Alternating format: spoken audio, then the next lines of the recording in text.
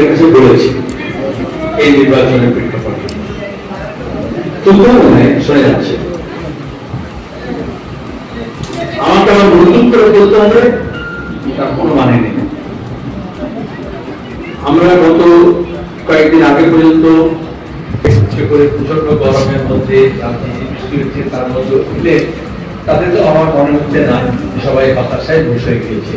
এটাই হচ্ছে সিপিআইএম, এটাই হচ্ছে রাজনীতি।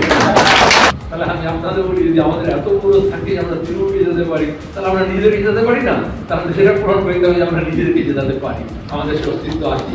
আমাদের যারা মনে করেছিল ওরাই পারবে, একা মোদিই পাবে, আর একটা বলেছিল ওটা সেটা সিপিএমকে দিতে হবে না, আমরাই হারাবো করেছিল না, পরপর 3টে নির্বাচনে করেছিল না। তারপর কি হলো? এত কেন্দ্রীয় বাহিনী, এত পুলিশ, এত সরকার, এত পাহারা, এত টাকা, এত পয়সা, এত মন্ত্রী, এত শান্তি, করলো না তো, করতে পারলো না তো। বরঞ্চ তৃণমূলের দাপট আরো বেড়ে গেল। 10 বছর বিজেপি সরকার যখন থেকে দিল্লিতে এসছে, তার দাপট বেড়ে গেছে। সবাই একটা কথা বলেছি, এই যে অভিষেক ব্যানার্জিকে নিয়ে যা কারো কারখানা হলো, ডায়মন্ডহারবারে যা হলো, বরঞ্চ যে বিজেপির প্রার্থী হয়েছিল ডায়মন্ডহারবারে তাকে সাসপেন্ড করে দিল। আবার বলছে আমাদের উপর জুলুম হচ্ছে, মারামারি হচ্ছে, কেন্দ্রীয় বাহিনীতে দল এসছে। তারপরে এখন বিজেপির লোকেরাই বলছে যে ওরা সাজিয়ে গুজিয়ে কিছু লোককে দেখাচ্ছে, অত্যাচারিত হয়েছে তাদেরকেও দিয়ে এসে দেখাতে পারছে, তাদের পাশে দাঁড়াতে পারছে।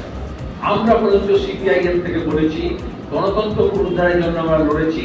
হামলা হলে, আক্রান্ত হলে আমরা কোনো দল দেখবো না। বাংলার মানুষ আক্রান্ত হলে লাল ঝান্ডা তার সর্বশক্তি দিয়ে থাকবে তাদের পাশে, কারণ আক্রান্তরাই আসলে আক্রান্তের দুঃখ যারা যন্ত্রণা হয়েছে, যে দুঃখ পীড়িত সেই দুঃখটা বলছে, অন্যরা বুঝবেন। এখন কি হলো? আমি পুরো কথাগুলো ছেড়ে দিই, ভোটের পরে কি হলো? গোটা দেশের মানুষ বিরোধিতা করেছে, গোটা দেশের বিজেপির আসন সংখ্যা কমেছে। উত্তরপ্রদেশ আসন কমেছে। রাম মন্দির দিয়ে ভোট করতে চেয়েছিল যে অযোধ্যা ডিভিশনে, সেখানে 5টা আসন অযোধ্যা রাম মন্দিরকে ঘিরে 5টাতেই হেরে গেছে। 12টা আসন ডিভিশনে অযোধ্যার ভিসিডিতে, তার মধ্যে 9টা হেরে গেছে। রাজ্যের মানুষ কি বলছে? বরঞ্চ এখানে তৃণমূল কংগ্রেস থাকার ফলে বিজেপি বিরোধী যে মানসিকতা মানুষের, সবটা পরিব্যক্ত হয়নি। কারণ কে বিজেপি, কে তৃণমূল? এখানে তোমার এই উপনির্বাচনে যে প্রার্থী, সে তো গতবার বিজেপিতে এমএলএ ছিল। এই জন্য এখানে ঘোলাটে হয়ে গেছে। বাকি জায়গায় ঘোলাটে নেই। যেখানে ঘোলাটে নেই সেখানে বিজেপি অবস্থা খুব খারাপ হয়েছে। বিজেপি বলেছিল 400 পার, এবার হাফ মার্কও পার হতে পারেনি। এবং সেখানে দাঁড়িয়ে আমরা মনে করি আমাদের একটা ভূমিকা ছিল। গোটা দেশে ইন্ডিয়া ব্লক করে বিজেপি বিরোধী শক্তিগুলোকে একটা করা হয়েছিল। যেমন আমরা এখানে তৃণমূলের যে চুরি, জোচ্চুরি, রাহাজানি, সন্ত্রাস, খুনোখুনি এবং দিল্লির সঙ্গে যোগসাজশ করে ভাইপোকে জেলের বাইরে রাখার যে চেষ্টা, তার বিরুদ্ধে আমরা বিজেপি এবং তৃণমূল বিরোধী শক্তিকে একটা করার চেষ্টা করেছিলাম। সফল হয়নি, সে চেষ্টা জারি থাকবে। আমরা জানি যাবো, সে চালিয়ে যাবো চেষ্টাটা। আর এই নির্বাচনের মূল ইস্যু কি রাখছেন? নির্বাচনে প্রথম কথা, রাজ্য বিধানসভায় কোথায় বিরোধী? কে বিরোধী? যে বিজেপির এমএলএ ছিল সে তৃণমূলের ক্যান্ডিডেট, যে তৃণমূলের ছিল সে বিজেপি। তাহলে সেখানে বামপন্থীদেরকে বিজেপি আর তৃণমূলে এখানে হচ্ছে এক কাটটা, একটা বিষয় এক কাটটা গোটা দেশে এবং আমাদের রাজ্যে, যে সিপিআইএম বা লাল ঝান্ডা শক্তি যাতে না বাড়ে। সেটা আমাদের লড়াইটা বিজেপি এবং তৃণমূলের মধ্যে, কারণ লাল ঝান্ডার শক্তিটাকে আমরা বাড়াতে চাই।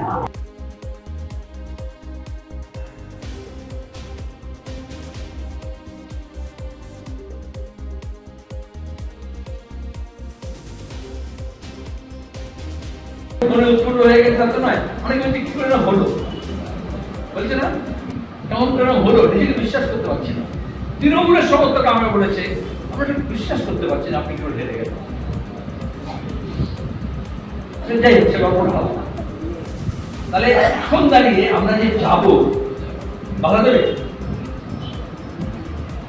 আমাদের এই জায়গাটাকে অকুপাই করতে হবে, আমাদের পৃথিবীটাকে বড়। অনেক মানুষ যারা এই ভোটের সময় কাজ করেছিলেন, অনেকে আছে আমরা আবার এই ভোটটা না হলে তাদেরকে খবরই দিও না, আপনারা আসতে কিনা, এই সুযোগটা হয়েছে তাদের কাছে আবার রিভিজিট করা, আবার যাওয়া, তাতে সুবিধা হবে। অনেক মানুষকে আমরা একবার গিয়ে বলেছি বলে হয়তো সে বিশ্বাস করেনি, কয়েকবার গিয়ে বলতে হয়তো বিশ্বাস করবে। লাগাতার বলতে হয়তো সেটা মনে ধরবে। যেমন দেয়ালে রং করে দেখবেন না, এমন সব বিশেষতা করে দিয়েছে, আপনি যে আপনি লাল করেন একটা কোট দিলে হবে, তখন যে রং করে চুপচাপ করে দেবেন, বেশ কয়েকবার ব্রাশটাকে চালাতে হবে, তাই তো? আপনি একবার করে দিয়ে বললেই তবে সব জল বর্ষা করে দিয়েছে, হয়নি? আবার একটু বৃষ্টি হয়, আবার পুরো সব জেগে ওঠে। সেই জন্য একটা কোট দিয়েছিলেন, এবারে আরেকটা কোট দিলেন। আমি বলতে বুঝতে পারছেন তো? বোঝা গিয়েছে? তাহলে এত বক্তৃতা না করে বরঞ্চ এই আমাদের যাওয়া, বৈঠক করা, বসা, আলোচনা করে বললাম, 10 জনকে বলা, সে কাজটা অনেক বেশি করে করতাম। আমি এখানে দাঁড়িয়ে এই গরমের মধ্যে, ঘুমের মধ্যে আর তাদের বৃষ্টি হতে বলে একটা দমবন্ধ অবস্থা, এখানে আরো 4টে কথা বলবো, এটার প্রয়োজন নেই। তার চেয়ে আপনাদের সঙ্গে আরো 40 পা হেঁটে যাবো, সেটা অনেক বেশি কাজ করো। তাদের চলুন মিছিল আমরা হাঁটি, আমিও আসবো, আপনারা এইভাবে, কিন্তু এই মিছিলটাই শেষ নয়। আমাদের ভিডিও ভালো লাগলে লাইক এবং শেয়ার করুন। কমেন্ট সেকশনে গিয়ে জানান আপনাদের মতামত। আরও ভিডিও পেতে আমাদের চ্যানেল সাবস্ক্রাইব করুন এবং প্রতি মুহূর্তে খবরের আপডেট পেতে প্রেস করুন বেল আইকন।